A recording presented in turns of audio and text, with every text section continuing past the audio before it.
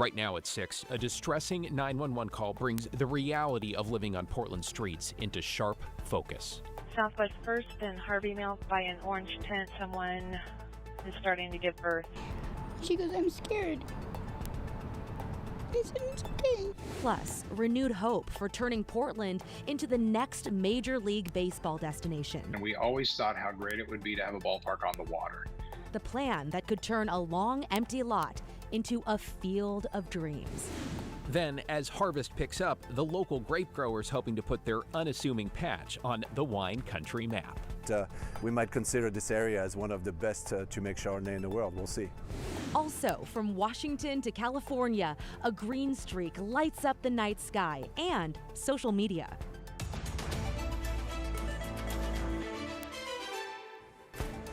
Thanks for joining us. I'm David Molko. And I'm Christine Pitawanich. We begin at 6 with the big effort to bring Major League Baseball to town. The Portland Diamond Project announced it wants to put a ballpark along the city's south waterfront. So let's get right to Devin Haskins live at the Zidell Yards. Devin, I have to say, it feels like we have been here before. Well, David, you're right. This isn't the first time that the Portland Diamond Project has looked at a property to build its future MLB stadium on. In this case, they've come to an agreement to buy the property and still have a couple of years, though, before it's completed. Zidell Yards, 33 acres in size, is the latest piece of land being targeted by the Portland Diamond Project. We always thought we had traveled around and seen a lot of Major League ballparks, and we always thought how great it would be to have a ballpark on the water. Mike Barrett is the managing director of the Portland Diamond Project. He says this wasn't the first time they'd looked at the Zidell Yards property, but says it was always in their sights. The former shipyard is sandwiched between the freeway to the west and the Willamette River to the east. It's got so many of the things that we could check in terms of mountain views from upper deck and from 200 level of the ballpark. The Portland Diamond Project has dangled the proverbial carrot in front of baseball fans about a potential site before. Several times in the past, the property has been mentioned as a possibility, then yanked away. So what makes this piece of land any different? When we went back to Major League Baseball years ago and sat down with the commissioner and his crew, one thing they said is you need to have allies who are elected officials. And that they do. Portland Mayor Ted Wheeler calling it a big moment for Portland, saying this is a tremendous opportunity to shape our waterfront, create new economic opportunities, and build a vibrant and sustainable neighborhood. Big win for the Diamond Project. Now they've got to sell it to Major League Baseball, though. And John Canzano is a sports radio host and sports columnist. He says this site solves a lot of problems that previous properties had. Had a problem, at Lloyd Center where it wasn't an ideal fit. They had a problem down at Terminal 2 where there was congestion. They had a bigger problem with traffic potentially out at the Red Tail Golf Course property.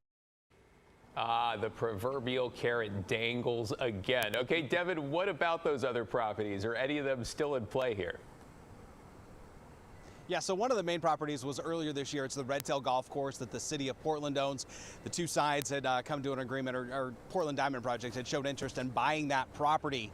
And that is still in play. And they'd like to, instead of putting an MLB stadium on that site, they'd like to turn it into a training facility as well as build some Little League fields in that site as well. So kind of making it an all-encompassing zone for players and the public to go to.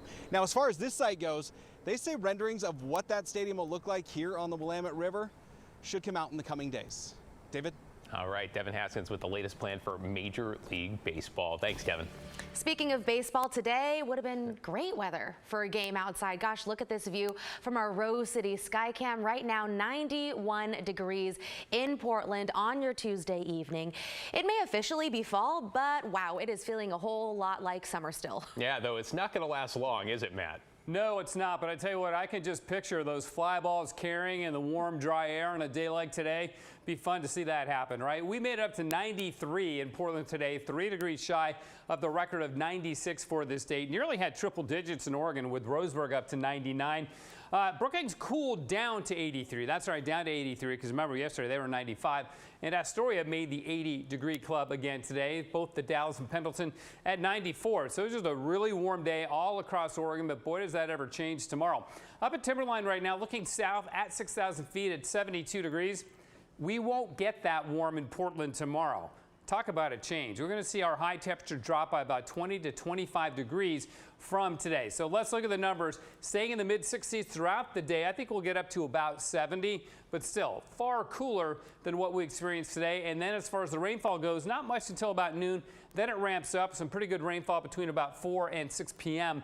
before it begins to taper off. So again, I think that'll be the rainiest time of the day. We should get some sun breaks late towards 5, 6 o'clock as that front moves on through. But again, big change towards cooler, cloudy, and wet weather. But just for a day, we go back to really pleasant conditions after that, guys. Yeah, looking forward to that. Thank you, Matt. In your headlines, Boeing now says it's giving the striking machinists union more time to consider what it calls its best and final offer after the union said earlier today it would not consider that proposal. The union took issue with how Boeing presented the proposal yesterday, going public and appealing directly to its 30,000 members rather than through mediation. They also said the Friday night deadline didn't leave enough time to discuss the offer or to work out voting logistics. Boeing has not yet set a new deadline. In Gresham, a man who was killed and a woman was badly hurt in a hit-and-run crash earlier this morning. Police say 3 cars were involved in the crash at Northeast 181st and Sandy just after 4 a.m. A man died at the scene and the woman who was severely injured was taken to the hospital. Police arrested the driver suspected of causing that crash on I-84 near the Fairview Parkway exit. Their name was not been released. Portland police have identified a man who was shot and killed in the Hazelwood neighborhood. 24-year-old Tayshawn Nash of Portland died after he was shot last Thursday evening on the Max platform at 148th and East Burnside. 42-year-old Felix Suarez Perez was arrested a short time later and charged with Nash's murder. Nash's family says he touched many lives and had friends from all walks of life. Police haven't said whether he and the suspect knew each other or revealed what led up to the shooting. An Oregon House committee is set to hold a hearing tomorrow about the people who were improperly registered to vote. The DMV found that of Oregon's 1.4 million voters, more than 1,200 non-citizens were mistakenly registered to vote under the state's motor voter program. At least 9 are believed to have gone on to cast ballots as a result of the error. House Speaker Julie Fahey is now asking ODOT, the DMV, and the Secretary of State to talk to state lawmakers about what happened and how to prevent it in the future. The hearing starts at 11:30 tomorrow morning. Pat and the team will have much more coming up at 6:30 on The Story. Now to a scary experience for a 26-year-old homeless woman in downtown Portland. Just 2 days ago, at 7 months pregnant, she gave birth on the streets. Blair Best is live in Old Town outside Fire Station 1. And Blair, you caught up with a friend who delivered that baby before paramedics arrived. When we hear of something like this happening, it's a stark reminder of the trauma and sheer pain many of those living on our streets, especially women, experience. And this is just one example, and it happened just a few blocks from where I'm standing now. Southwest 1st and Harvey Mills by an orange tent. Someone is starting to give birth. It was just before 6 Saturday night when that harrowing 911 call came in from this homeless camp below the Morrison Bridge. All of a sudden, she's just like, "Becky, help me, please help me." And I'm like, "What, baby?" And she goes, "It hurts, it hurts." And I'm like, "Okay, well, let's call 911. Becky's 26-year-old friend, who's also homeless, was 7 months pregnant when she went into labor in this orange tent. We put her on this cart right here, and then rolled her down there. As they waited for paramedics, Becky wrapped her in this blue tarp, the cleanest thing she had. And so I just told her, I was like, "Just relax." She goes, "I'm scared." I said, "It's okay." But time was running out. I'm not sure how imminent this was when it was tapped, but the baby's head and shoulders are out. The baby's head was crowning. I'm like, "Okay, baby, well, you're gonna have to push." And I was like, "Please, somebody get a blanket, a clean blanket." The first responders arrived about 5 minutes after the baby was born. She could have been alone. Paramedics took them to the hospital, and according to dispatch, the woman had fentanyl in her system and was still in the hospital at last check. This is the second reported time this year Portland Fire and Rescue have responded to a birth in a tent on the streets of downtown Portland. We train for this. We have a specific kit in all of our medical kits that are, in the event we're at an imminent birth, we're prepared to do so. I don't know that people are falling through the cracks as much as people aren't really receptive to receiving the assistance out there. Some women addicted, some women not addicted, whatever the case may be. I wish there was just more outreach for women without chastisement.